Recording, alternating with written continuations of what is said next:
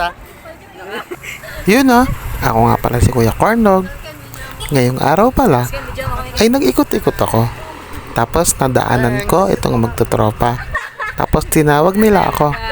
Nakikisali daw sila sa aking vlog. Siyempre matutuloy ang vlog pag nagbilihan sila. Maraming salamat sa pagbili. Nakakatuwa nga sila.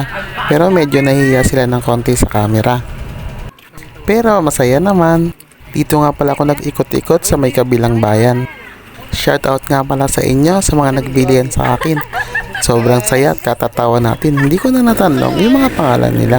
Nagbilihan nga sila ng cheese ball saka ng corn dog. Sabi nga nila sa akin, Kuya, buti napadaan ka dito sa amin. Matitikman na namin ang mga tinda mo. Yun maraming salamat.